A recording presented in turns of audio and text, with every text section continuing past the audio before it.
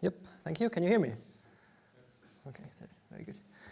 So I am here on behalf of the Institute of Embedded Systems at the Zurich University of Applied Sciences. And I'm going to talk about the development environment that we provide for our students for completing the lab exercises that we have in our lectures. So at the Institute of Embedded Systems, we've been using Zephyr for around 6 years now. And we've been quite happy so far because Zephyr allows us to focus on the research topics without having to fight with the software ecosystem or without having to write bare metal code. So this makes it very effective for us to build working proof of concepts or prototypes. Especially because Zephyr includes a lot of drivers and communication stacks. Especially for us because I'm in the IoT research group and we do a lot of connected devices, of course, and there it came in very handy. In the 5 years I've been at the Institute now, I've only ever written Zephyr-based firmware in the IoT context.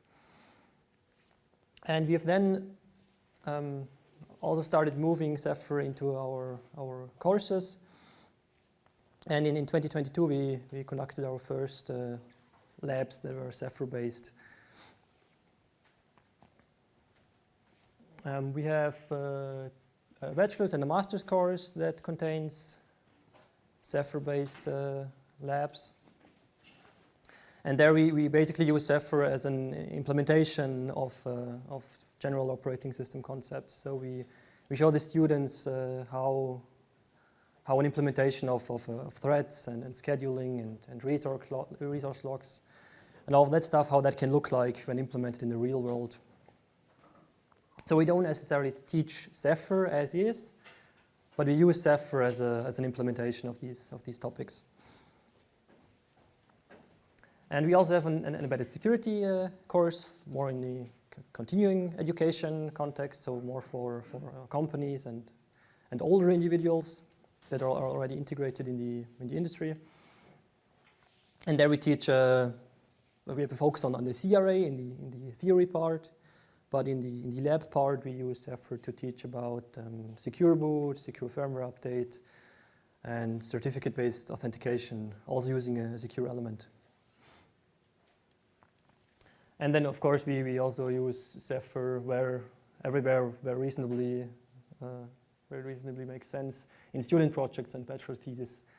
Here also it is very nice for us because the students can focus on their topic at hand in their bachelor thesis, and they don't have to write a lot of firmware as a base for their problem statement. So they can go ahead and learn about Zephyr, how to use Zephyr, and then work on their assignment. It's much more effective. So now I wanted to talk about the development environment that we give our students. So the thing is, when we have a classroom where we want to teach Zephyr, or we want to conduct Zephyr labs, we have a very homogeneous setup. All of the students come with their private notebooks, and we somehow need a way for them to compile a Zephyr application. And so the naive approach would now be to tell them to follow the Getting Started guide, but that A, takes a lot of time, and B, would be a nightmare for us to debug because all of the students have different setups on their machines. So we need a different solution. So this is how a classroom could look like. So we have basically 3 operating systems: Windows, macOS, and Linux-based ones. And we're seeing 2 different architectures, x86 and ARM64. And while in theory the students are told to bring x86 Windows machine to class, they often don't. So I would say half of the classroom are Windows machines, but we see more and more Macs, and the newer ones are ARM-based, and also some folks that come with a Linux distribution. And while we could just tell them to get a Windows machine, we think it is more reasonable to come up with an approach so that everyone can follow the labs, because if we tell them to change their operating system, what would happen is that they won't do the labs, which we absolutely do not want. So what we first tried, this was in the first iteration where we did the labs, was setting up a virtual machine. So we just set up a VMware image with Ubuntu and set up all the necessary stuff and installed VS Code so the students can then work inside that VM on the assignment. And we quickly realized that this is not the approach that we want to follow because the VM itself is hardly reproducible. So every time we would have to do a new, to create a new version of this VM, the outcome would be very different because it's a very, very manual task. Clicking around the UI, installing stuff, it's not really reasonably maintainable. Then the VM uses a bunch of resources. So one important part is storage. A VM can get up to 10 gigabytes very quickly. And some students with their small laptops don't have 10 gigabytes of free space, so they'll have to buy an SSD, an external SSD to follow the labs, which is not that good. And also it takes up a lot of RAM and CPU power. This is also relevant for the lecturers that give the labs because they want to showcase the stuff. And when they also have to run Teams in the background and stream their session, their laptop will give up at some point. And had also been a very big pain point for us. And also, we basically, with this approach, we forced the students to work inside the VM, which is not a nice experience at all because they have to use the VS Code setup that we installed, and it's not a very nice experience. And also, students need to move files back and forth between the VM and the host operating system.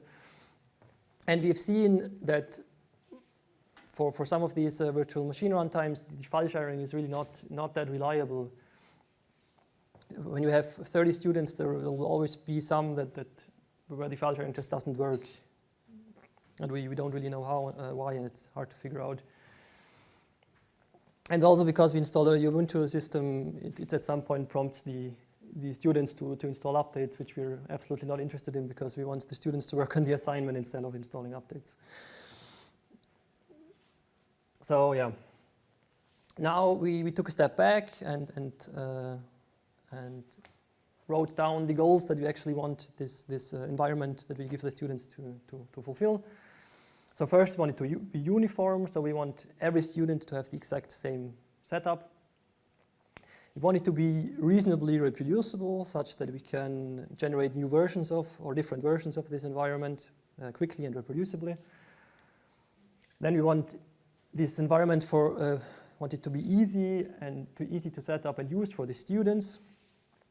This was absolutely not the case with the VM because the students had to copy large files around and they had to install VMware player first and all that stuff. And for us, we want it to be easy to maintain. And in the best case, we want it to be a text file that can be checked into Git so we can see what we did. And also, of course, we wanted to work on Windows, Mac, and Linux, and we wanted to support x86 and ARM64. And so then the solution that we came up with was using a container, so think Docker and Podman. And now this fulfills the requirement to be is sufficiently reproducible. We have a text file, the container file, that basically describes how the container is built. And while not actually reproducible, it's sufficiently reproducible for our purposes. The resource usage is much lower, and it's much smaller as well because we don't have to ship a GUI and all that. We only ship a command line, and that's enough. And also we have better file sharing support, so the students can work on the source files on their host machine while they use the container environment for compiling. And yeah, the students don't have to use whatever we set up for them. They can use whatever they want to work on the text files. So this is an excerpt of the container file that builds our container. We use Debian as a base, then we install the system packages and Python packages. We install the SDK, and then we clone the Zephyr source code. That's basically it. And when the containers run, we spawn a shell, and from there the students can compile their applications. We also bootstrap the Zephyr environment and all that, so the students can use West build right away, and it works. And so to build a container, then we call it podman or docker build, and we have designed the container file to have certain builder arguments. So we can specify right here which Zephyr version that we want, which SDK version that we want, and which Zephyr modules to include. And this modules parameter is quite crucial because by default, when you check out Zephyr with West, it will install all the modules, meaning all the available hulls, which takes up a few gigabytes of source code. And with our container, we know that for this lab, we will only need support for example, the NRF platform.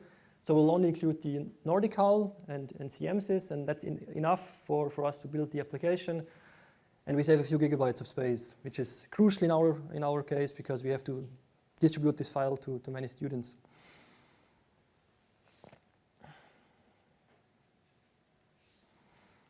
And then, so we now have this container image, and to hand this out to our students, we can just write it to a file, or pipe it through a compression and write it to a file.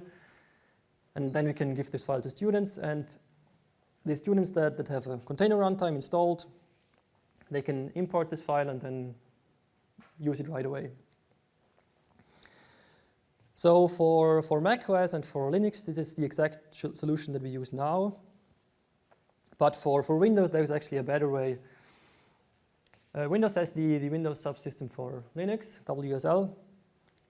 And we found out that you can take a container that you've built with Podman or Docker, and you can export it in such a way that you can directly use it as a WSL distro.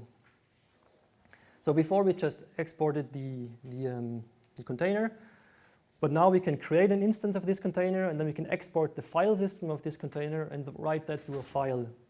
So this file will now just contain a root file system of a Linux, and that can directly be imported with WSL. And from there, you can spawn a shell in this distro and start working on Zephyr code.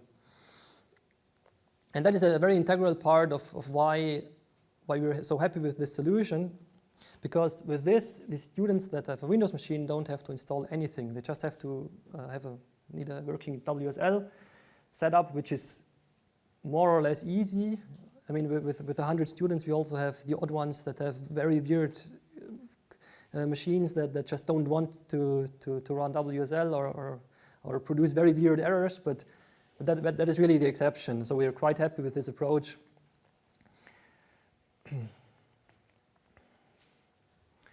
And so one problem with WSL, though, is that WSL does not allow you to access USB devices from the host machine.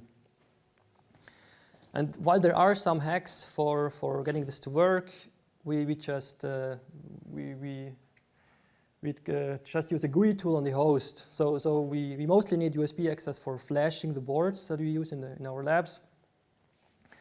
And the way we do it now is we tell the students to install the Zephyr tools, and they can then just use the Zephyr JFlash Lite GUI to program the device. And this is not really, at first it sounds weird, or it looks weird, but this is really not really less convenient than using West Flash, because you just have to select the hex file from inside the WSL once, and then from there you can just hit the program device button, and it will always take the most recent file, so you don't have to select the file every time. You can just hit the program device button, and it will use the newest version of that hex file. And here on the right, you can see the Explorer window where you can have access to the WSL file system, and here to the build folder, to the hex file.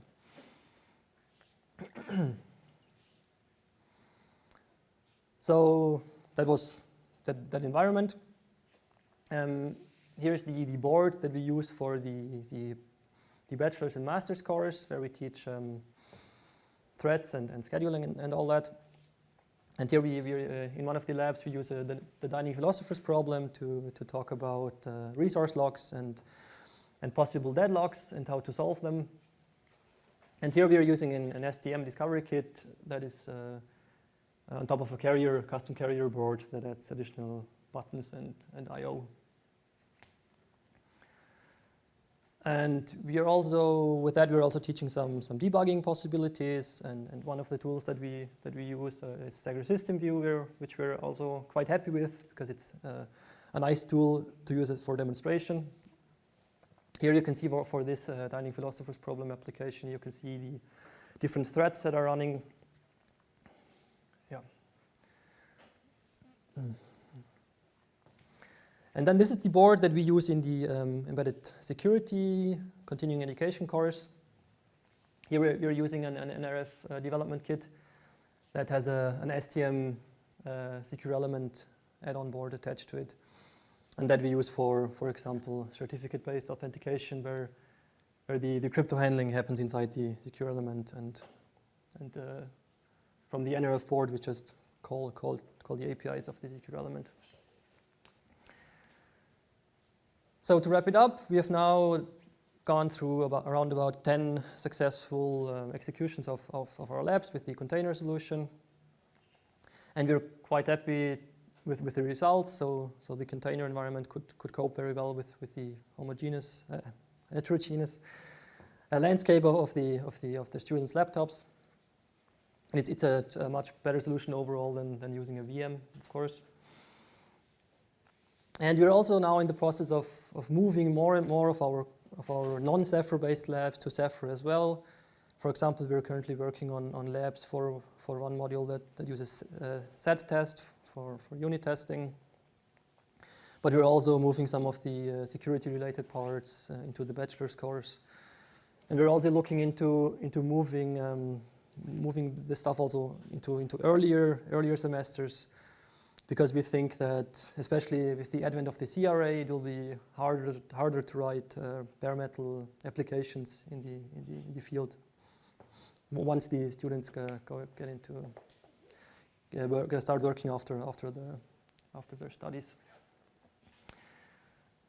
We have moved all that stuff about the container is available on GitHub, so you can go on there and grab that if you're interested. Thank you.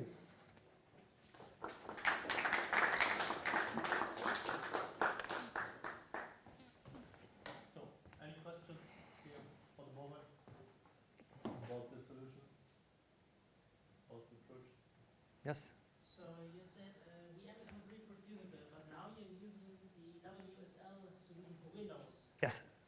But this is a VM actually. Yes, correct. What did you achieve now? Well, the thing is, so the question was whether my argument that we don't like VMs is valid when we're using WSL in the end.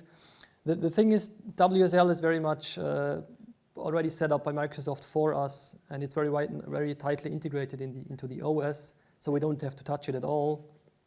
And well, we have made very good experiences up until now, and it's been working very well. But yeah, it's a VM as well because we need a Linux kernel to run the setup like we do. But yeah, we've only made good experiences.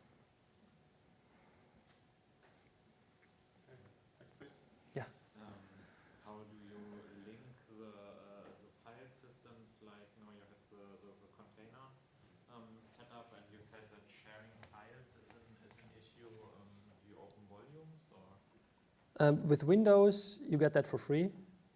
So when you set up a WSL distribution, the Windows Explorer will just show the file system of this distribution inside the Explorer. That will just work out of the box without any setup. That's one of the big reasons why this works at all.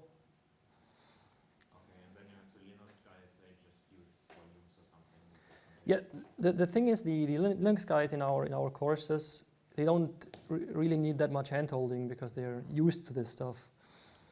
So, but yeah, we tell them to install Podman Docker and run the container. But most of the students will just follow, or some of the students also just follow the Getting Started guide, and then use the native setup. But that's not really a problem for us because they don't bug us with problems. So, and it's really the minority.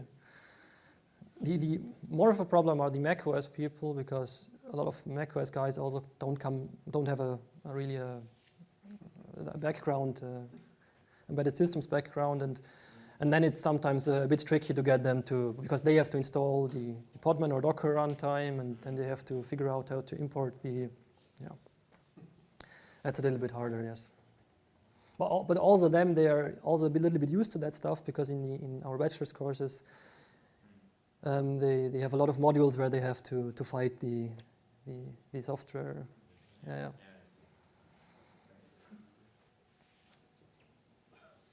Yes? Yeah, my understanding is that you are providing to students a command line only environment, right? I was wondering if you are familiar with the Zephyr workbench. It's a plugin of Visual Studio Code made by AC6, which is a French company, and they use it for training. So it has some nice feature. I don't know. I don't think it supports all the architecture you are targeting, so maybe this is a problem. But when I looked at it, it was quite nice. It was automatically installing all the requirements, the SDK, whatever. It was very convenient. So are you aware of it? Do you consider providing also some IDE support for students? Or? So we are aware that there are plugins for VS Code. Also Nordic has pushing that very heavily. But the thing is, we're striving a simple solution, and if we have to debug all the VS Code installations of the students, it's not that fun. But with this, we have full control of the system that the students have. And that is a very important part of this. And also, I'm not really a friend of these VS Code plugins, because they hide a lot of the complexity. And I think, especially in an educational context, it's good for the students to at least once see what is going on in the background. And I think especially for Zephyr, these command line commands that you have to execute to compile an application, it's really a nice interface, and it can really get better than how West handles all that stuff. And I don't think that abstracting that away again in VS Code is a good idea, especially not in an educational context. Yeah. Thank you. There was another question, please. Yeah, I can comment to you because I was forced to work with Windows and DSL, that connecting the USB devices to the DSL is possible with USB to IP. And if you connected the debugger or flashing to the host, then I'm curious, how did you do it for debugging and like for editing? Was it because usually I like to edit and debug in the same IDE. I don't know if you have like used the Zephyr tools then as well for debugging, or how to do that. So I am aware that there are I would call them hacks to get USB devices into WSL, and this tunneling the USB traffic through TCP/IP is also the only way that Microsoft actually officially endorses to do this. And we tried setting that up for our students, but we tested it on a few machines, and on some we had weird issues with the firewall, because you have to get the traffic through the firewall, the Windows firewall. And at some point we just scratched that solution. Also, another thing we tried, which worked much better than the TCP/IP USB thing, and that is running the Zephyr as a server client thing. So you can run the Zephyr debug server thing on the host, and then use the J-Link client thing inside the WSL, and then also use it that way. But we actually don't need that at all. So for debugging, we use Ozone and System View in our labs, and that just works on the host. You just have to give it the ELF file, Ozone for example, and you can just select that from inside the WSL. In Ozone you need some setup for the source code viewer to actually find your source files. So you have to do some path translation stuff, but that's really not that complicated. And that just works. So you can just run Ozone on the host and debug your application. That's really not a problem at all. And for the development environment, most of our students use VS Code, of course, but we don't really tell them to. So they can just as well use Notepad++, and I don't see a reason why they shouldn't. Because most of the stuff that VS Code does is just noise and distracts from the actual assignment. But most of our students actually use VS Code, and we wrote a short instructions for them on how to set it up, because you can just install the WSL plugin, then you can open files from VS Code that is running on the host. You can just open your source files inside the WSL, and you can just work on it, and it just works. We never looked at debugging from VS Code because we really we want VS Code to be an integral part of the assignments. But yeah, that should probably also work, debugging with VS Code, but I'm not sure. Yes? You made several references to Zephyr tooling. I guess that Yeah. either the university has a license, or I don't know, or maybe Zephyr provides free use for students. Yeah, but that's a good point. Yeah. Our solution basically works because we are using the J-Link ecosystem. We would have to find other solutions for other tools, because Ozone and System View only work with the Zephyr debug hardware. With this board, we flashed J-Link firmware to the debugger, and that just works. With the NRF board, there's already a J-Link debugger on there, so that also just works. But yeah, if you don't have access to these J-Link tools, you would have to find other solutions. Yeah. So, But your students, yes. do they have access? You mean Ozone and System View? Ozone and System View are free for educational purposes. Okay. Yeah. And we're also currently building where is it? We're building currently a new version of this board, where we use a newer chip with the Cortex M33, so we can teach some of the newer security stuff. And there we got a license from Zephyr to actually include the J-Link firmware on our custom board, which was very easy, or how to Zephyr was very friendly to us with that, and it's very cheap.